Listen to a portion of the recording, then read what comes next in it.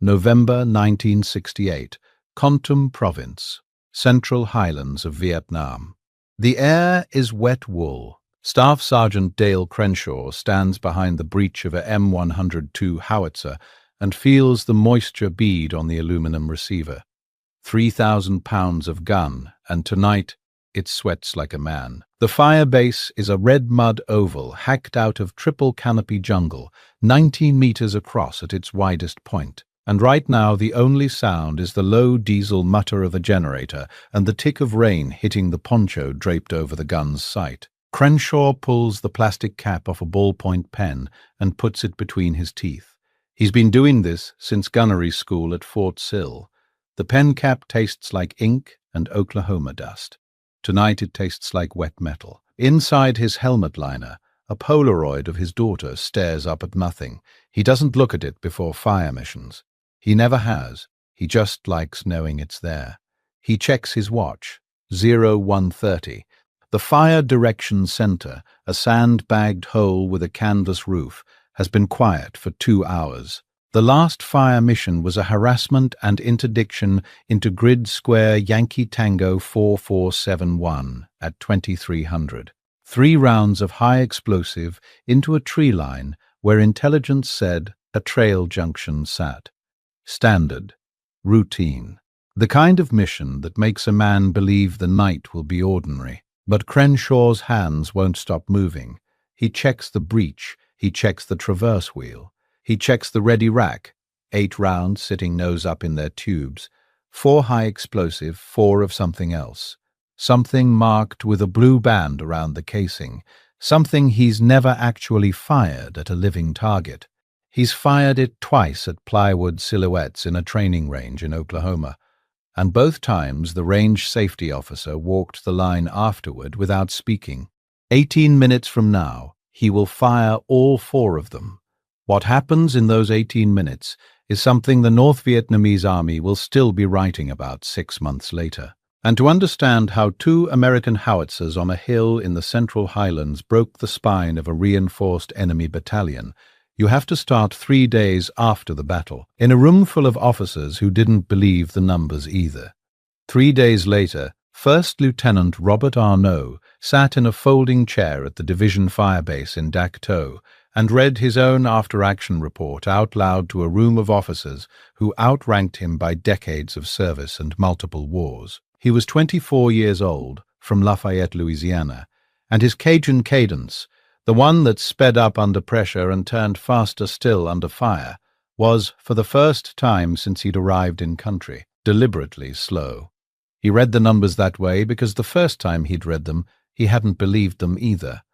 2 howitzers, 94 men, a firebase the size of a baseball diamond, cut into a jungle ridgeline 14 kilometers from the nearest reinforcement.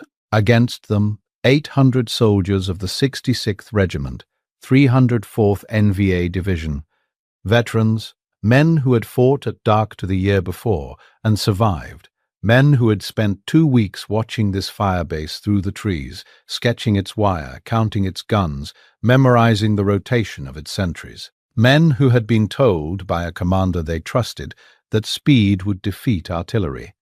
It always had before. 800 men charged the wire in the dark. By dawn, 347 of them lay in the mud and the concertina and the shredded vegetation within 200 meters of 2 American guns. Another 150 had been dragged away by their comrades, bleeding into the jungle along blood trails that extended 600 meters before the canopy swallowed them.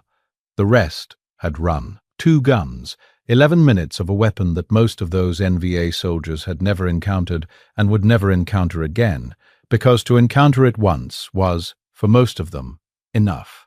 Arnault read the report to the room. No one spoke. A colonel in the back row took off his glasses and cleaned them on his shirt, which is what colonels do when they are buying time to think. The silence lasted long enough for the ceiling fan to complete 2 full rotations before someone asked a question. This is the story of the night that 2 aluminum howitzers, 94 men on a hill, and 18 rounds of a weapon designed to turn a cannon into a shotgun broke the spine of a reinforced NVA battalion in the time it takes to smoke a cigarette.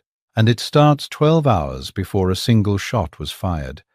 1430 hours, the afternoon heat sat on the firebase like a hand pressing down on a man's shoulders. Lieutenant Arnaud stood between the two guns with a topographic map folded to show the northern approach. A gradual slope of elephant grass and secondary jungle that ran 400 meters from the tree line to the first strand of concertina wire. The slope was gentle enough to sprint. That was what bothered him. He was arguing with Sergeant First Class Warren Bledsoe. Not loudly. Arnaud didn't do anything loudly. But the argument carried the weight of what it meant. Standard procedure said disperse the guns, put them on opposite sides of the firebase so a single mortar barrage couldn't kill both. Every manual said it. Every instructor at Fort Sill had said it. Arnaud wanted them together. Both tubes aimed north. Interlocking fields of fire covering a 90-degree arc from the northern wire to the eastern draw. Bledsoe, 38 years old, on his second tour, already half deaf in his left ear from a mortar attack near Dak To in 1967, a man who slept in his boots because he'd learned on his first tour what happens when you don't. Looked at the map and then looked at the tree line. He'd been in country long enough to know that lieutenants were sometimes right and sometimes dead, and occasionally both. You think they're coming from the north. I think they've been watching us from that ridge for a week, and the only approach that gives them dead ground within 400 meters is the north. Bledsoe folded his arms. He studied the tree line again. Then he said the thing that Arnaud would remember for the rest of his life. The thing that would come back to him at 0147 that morning, like a prophecy arriving exactly on schedule. The wire doesn't hold them. It just tells you how close they already are. They moved the guns, both tubes, north. Crenshaw's crew and the crew of Gun 2 spent 2 hours resetting the trails, re-leveling the base plates, restacking ammunition in the new ready racks. Specialist 4th Class Danny Coe, the loader on Gun 2. 21 years old, built like the high school wrestler he'd been 13 months ago in Wahiawa, Hawaii, still carrying the calluses on his palms to prove it, didn't ask why they were moving. He just lifted. Sandbags, ammunition crates, baseplate anchors. Coe was the quietest man in the battery. He spoke when the gun spoke, and right now the gun was silent, so Coe was too. 1,200 meters north, beneath canopy so thick that noon looked like dusk, Captain Win Van Dak was holding his own briefing. He had no folding map table. He had a square of oilcloth spread on the ground and weighted with stones, and on it a hand-drawn diagram of the American firebase that was, in its own way, a small masterpiece. Every sandbag position, every strand of wire. The two guns, he'd watched them through binoculars for 12 days. He knew their rate of fire. He knew their crew sizes. He knew the approximate time it took the Americans to shift from high-angle indirect fire to something else, though he was not entirely certain what that something else might be. He was 33 years old. He'd been a school teacher in Tanhoya province before the war. He carried a Soviet compass and the hand-drawn map, and he was respected by his men for walking the assault line rather than commanding from the rear. He'd led 4 previous assaults against American positions. He'd survived all of them.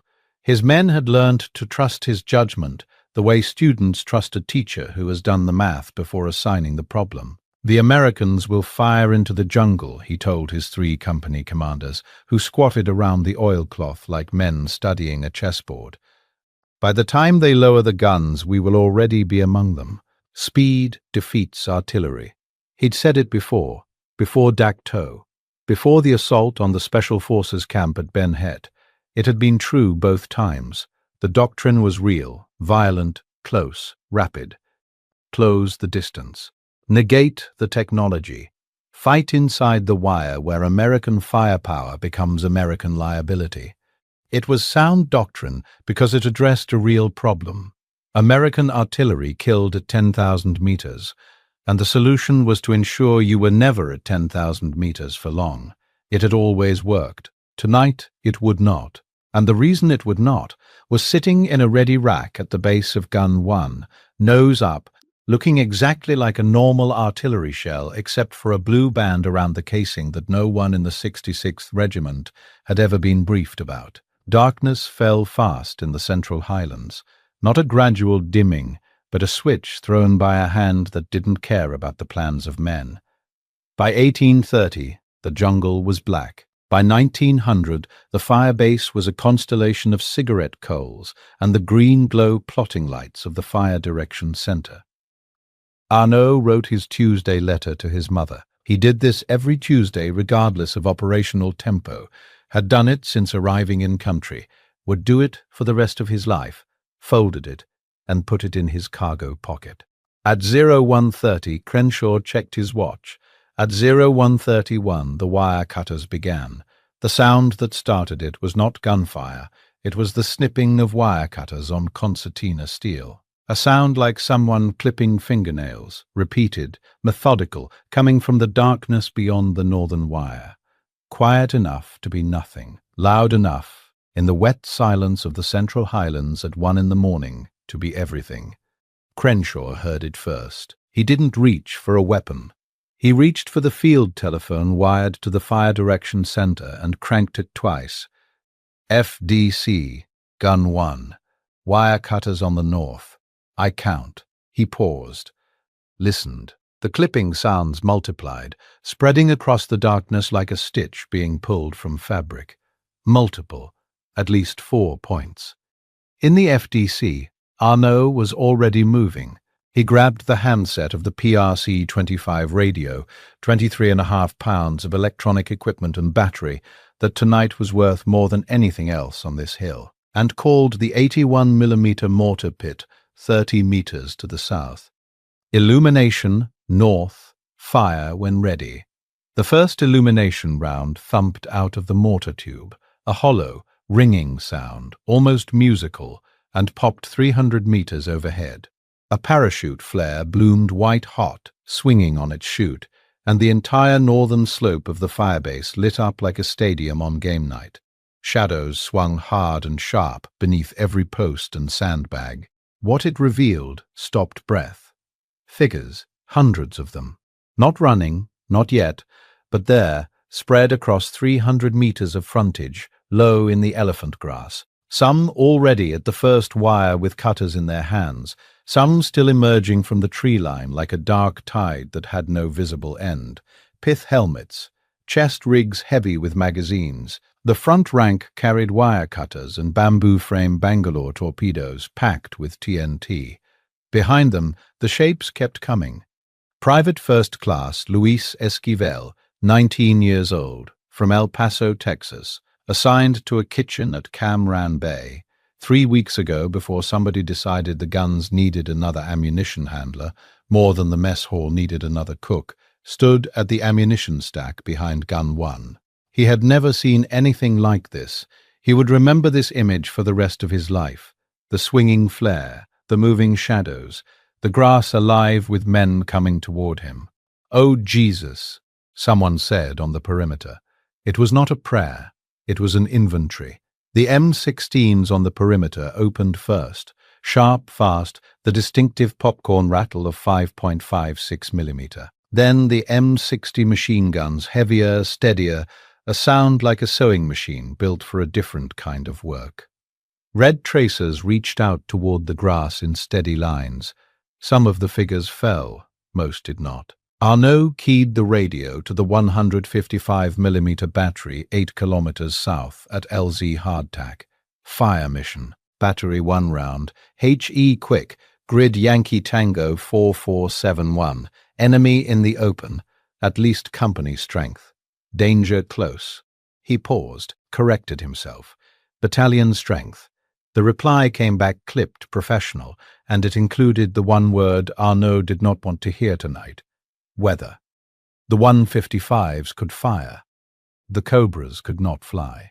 Ceiling at 200 feet, heavy monsoon clouds sitting on the highlands like a lid. No gunships, no fast movers, no cavalry coming down from the sky. 94 men. 2 guns. Whatever was in the ready rack. That was all there was. The first high-explosive round from Gun 1 fired at 0137. Crenshaw pulled the lanyard and the howitzer spoke, a concussive crack that compressed the chest cavity and lit the firebase white for a quarter second, casting shadows that jumped and vanished as if the world had blinked. The brass casing ejected with a metallic ring and hit the red mud with a heavy thud. The round arced 400 meters into the tree line where the NVA reserves were still forming. It was accurate, it was effective, and it was irrelevant to the men already at the wire. This was the fundamental problem of artillery in a fire-based defense.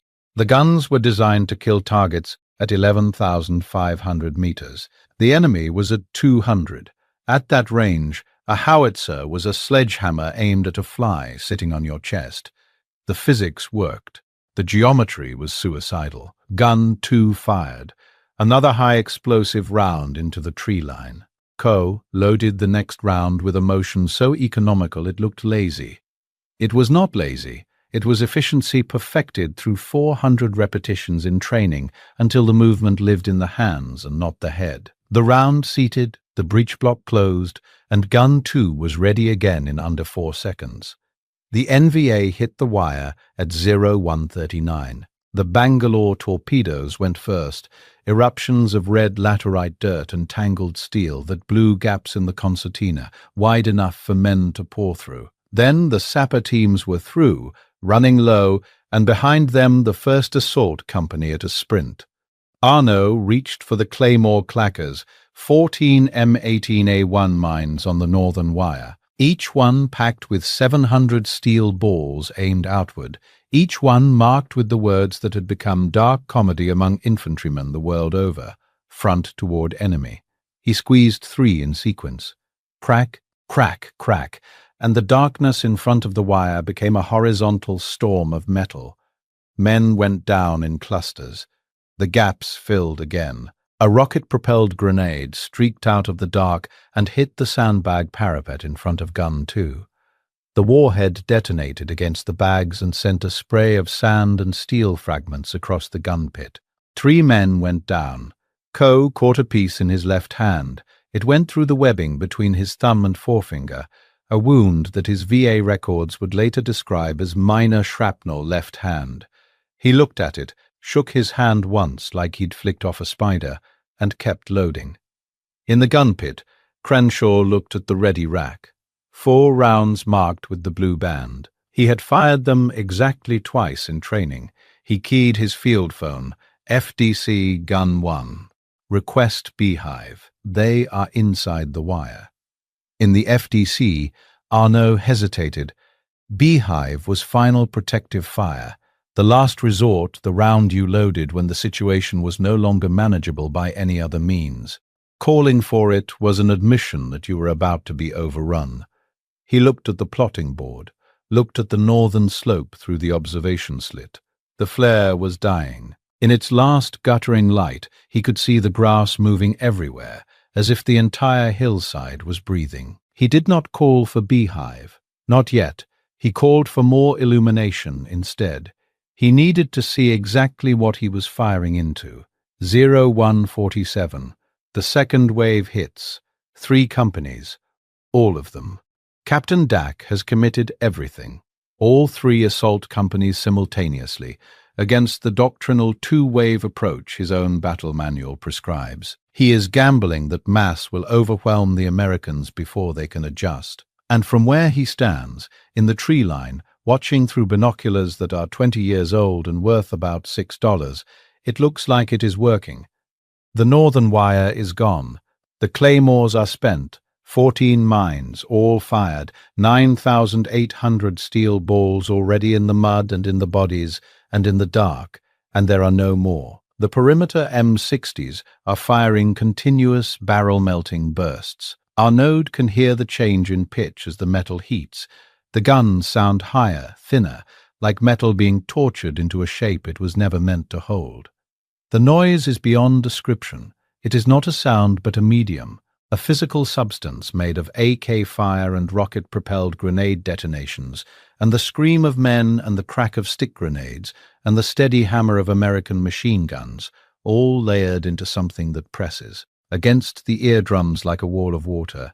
An RPK light machine gun opens up from 50 meters, its cadence different from the assault rifles, faster, flatter. Stick grenades arc over the remaining wire and detonate in orange flashes among the fighting positions.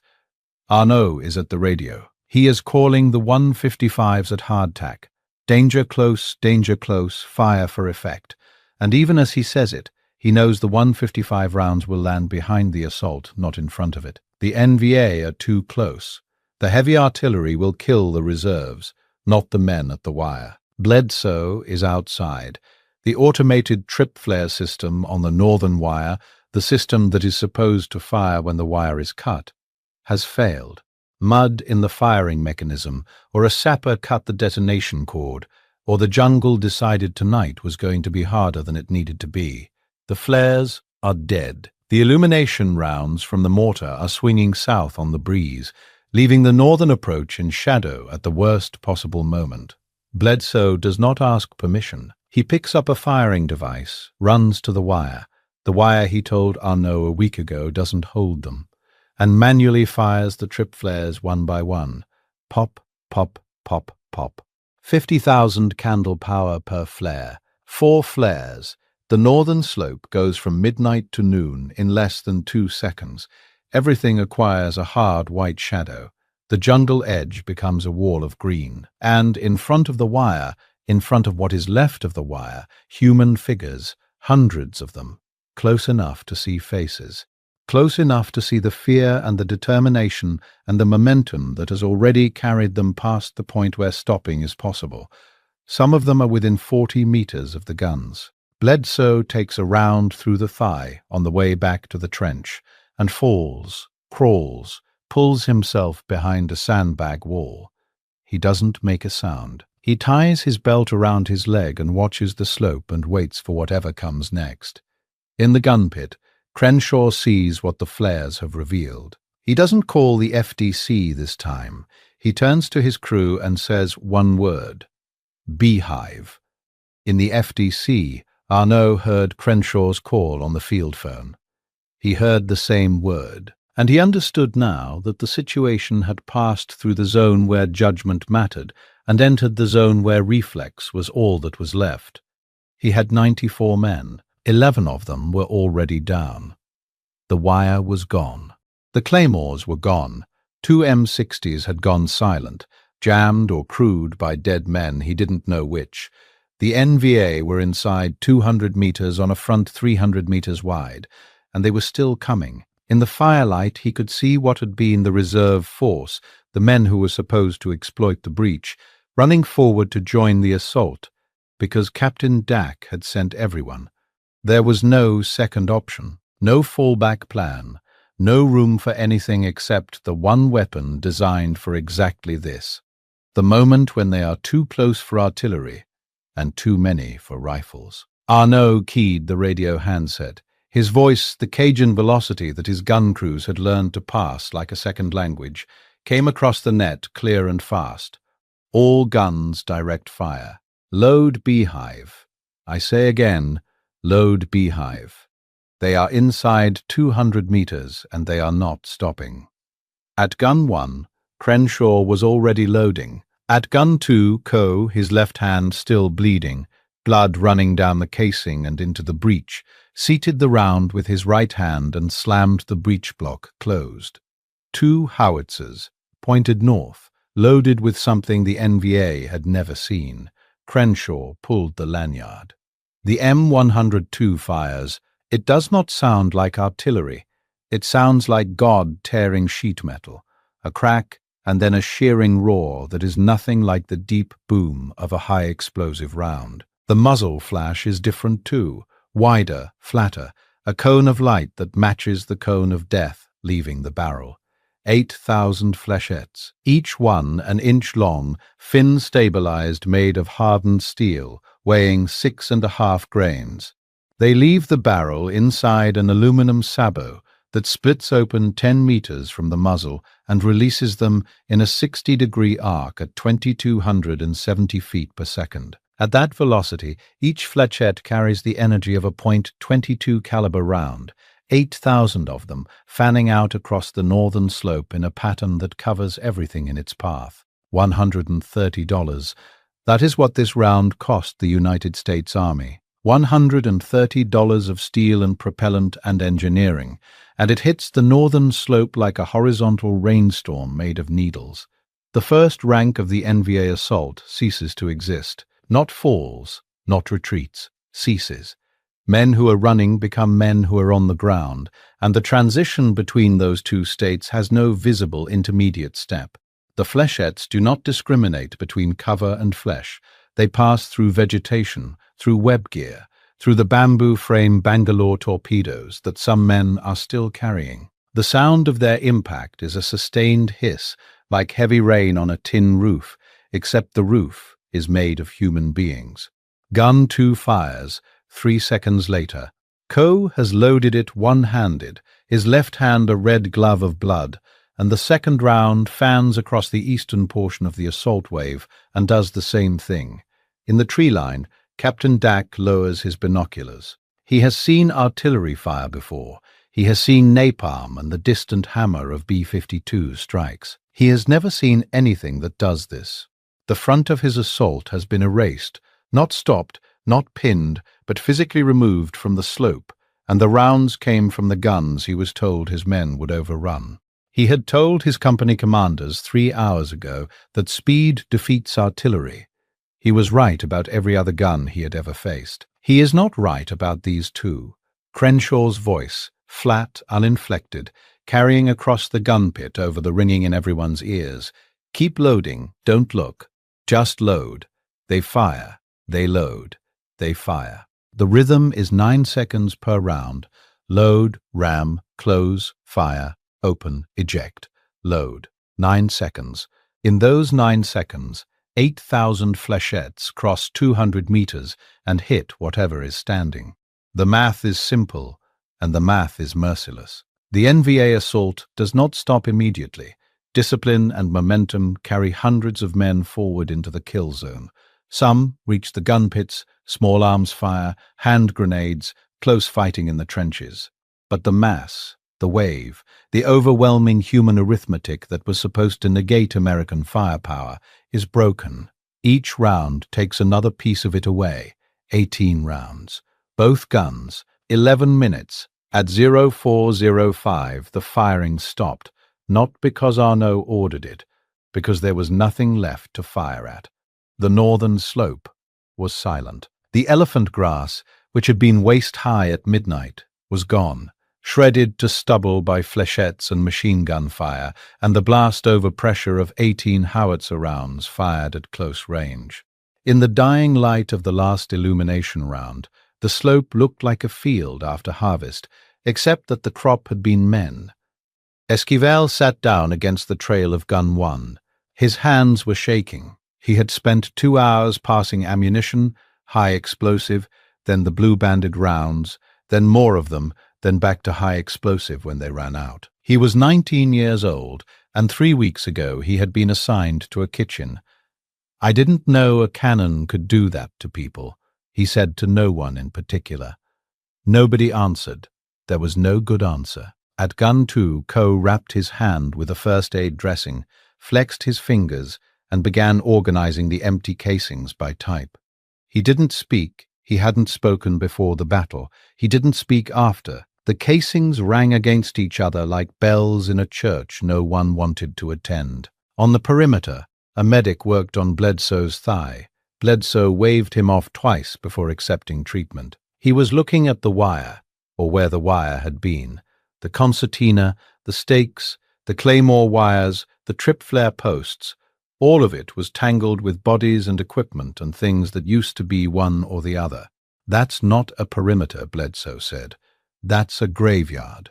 Dawn came at 0538. The light revealed what the flares had only suggested: 347 bodies on the wire and the slope and in the trenches. Blood trails, wide-soaked, unmistakable, running north into the jungle along 3 separate routes where the survivors had dragged their wounded. The trails extended 600 meters before they disappeared under canopy, 150 more at least, carried away bleeding. The ammunition count came in through the morning, 147 rounds of 105 millimeter, 18 of them the blue-banded rounds that had done most of the killing. 14 claymores detonated, over 12,000 rounds of small arms ammunition. The American cost, 11 dead, 33 wounded. Crenshaw had shrapnel in his left forearm from a fragment he hadn't noticed until after the firing stopped. He walked the perimeter at dawn with the pen cap between his teeth. He realized this and took it out and put it in his pocket. He looked at the closest body, a young man, younger than Esquivel, still holding a Type 56 assault rifle with the safety off, and then he looked away and walked to the FDC to ask if anyone had coffee. Some mornings you don't talk about the night, you just drink coffee and wait for it to become yesterday. The after-action review at DAC 2 was attended by Colonel Harold Fenton, commander of 4th Infantry Division Artillery. Fenton was not a man given to speeches. He read the report, looked at the casualty figures, studied the map overlay showing the beaten zone of those 11 minutes, and made one statement that entered division law. 2 guns, 94 men, held against a reinforced battalion. Somebody write that up before I forget how to be surprised. The write-up became a directive. Within 2 weeks, every exposed firebase in the division's tactical area of responsibility received a standing order. Pre-stage beehive rounds at all howitzer positions, minimum 4 rounds per gun. The ammunition supply chain, which had been treating the round as a low-priority, rarely requested specialty item, was restructured to ensure forward stockpiling. What had been a theoretical capability, a round that existed in the inventory, but lived mostly in training manuals, became standard doctrine for fire-based defense. Those 11 minutes rewrote the playbook for the rest of the war. 48 hours after the assault, an NVA sergeant named Tran Minh Phuoc was captured by a patrol from the 1st Battalion, 8th Infantry, 6 kilometers north of the firebase. He had a rifle wound in his shoulder and had been hiding in a stream bed for 2 days. He was 27 years old. Before the army, he had worked on the railways in Thanh Hoa province. During interrogation at the division collection point, he was asked about the assault. His account, translated and transcribed, was clinical in the way that genuine trauma often is, precise about details, vacant about emotion. We were told the guns could not fire at us once we reached the wire. We reached the wire. The guns fired. It was not like shells. It was like rain made of needles. Men fell in rows. I saw a platoon disappear. He paused. Then he continued. The sound is what I remember, not the explosion. There was no explosion. A tearing sound. And then the men in front of me were gone, and I was on the ground, and I did not know if I was hit or if I had fallen. I crawled. Many of us crawled as a captured operational document from the 304th Division headquarters, recovered 3 months later during a sweep of a base camp in the Pleetrap Valley, contained the formal assessment: the assault on the American artillery position failed due to an anti-personnel weapon fired from the artillery tubes at close range. The weapon produces metal fragments in extreme density. Standard assault tactics of closing distance to negate artillery are ineffective against this method. Recommendation: future assaults against artillery positions must neutralize the guns with mortar fire before infantry advance. The document was written in the bureaucratic language of military failure, careful, blame distributing, forward-looking. But the meaning was plain. The 66th Regiment's doctrine, the doctrine that Captain Dak had trusted, the doctrine that said speed defeats artillery, had met an exception it could not survive. Staff Sergeant Crenshaw received the Silver Star. He finished his tour, went home to Meridian, Mississippi, and never talked about that night to anyone who wasn't there. He took a job at a machine shop. He kept the Polaroid of his daughter in his wallet instead of his helmet. Bledsoe finished his second tour with a limp he never fully lost.